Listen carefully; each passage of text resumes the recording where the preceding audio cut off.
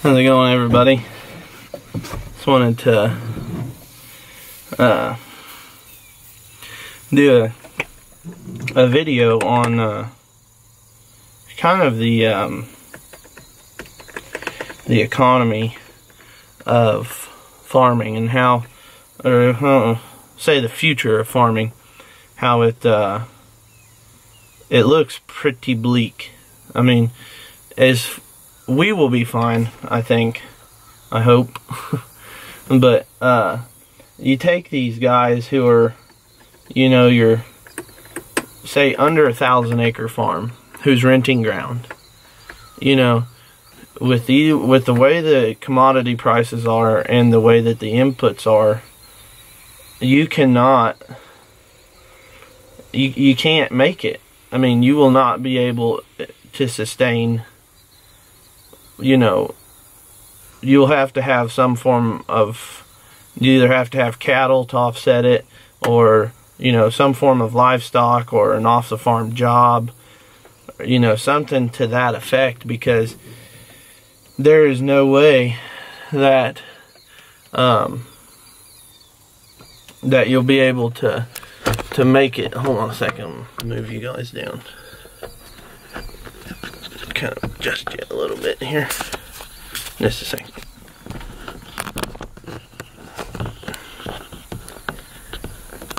That's better. We're sitting here in the combine, but no, you just in the situations like these, like this, the big are gonna get bigger and the smaller are gonna get smaller. It's just a fact of it. But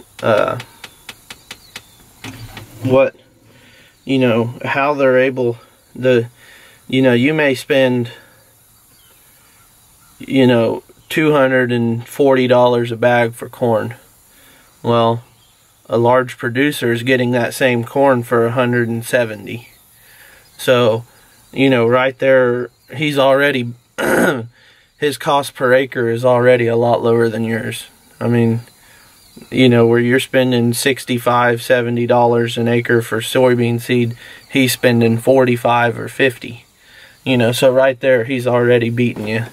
You know, and where his equipment and stuff is costing him, you know, the same equipment's costing him $10 an acre, where yours is costing you, you know, $40. He's beating you. I mean, he can prepay for his fuel, you know, beat you on your fuel price, on your fertilizer price. Every price, every cost associated with ag, he can beat you on because of his economy of scale. His price per acre, he will smoke you. And that's what really, I think one of the big reasons why you've seen kind of a, and we've seen it, kind of a resurgence, I guess, in the market of non-GMO crops. And it's not premium driven or any of that bullshit, because the premiums out there are few and far between. It's cost per acre. That's all it is. And if anybody tries to tell you different, they're full of shit. I mean, because it's cost per acre. Yeah, they would love to be planting the latest and greatest stuff, but if you can't afford it or cash flow it, you know, you're gonna have to do what you're gonna have to do. And that's one of the things that really, it's really kind of tough. You know, you're gonna have to really sit down and see if farming is what you want to do, because it's not looking, you know, it's not looking too good right now. I mean, we just bought another grain trailer. It was used, and Dad was hauling the first load of corn with it today on a custom job, custom hauling, and the tires on it were the original tires, and they still had 60-some% tread left, so it obviously didn't get used much as a 2006 model trailer, and he blew a tire.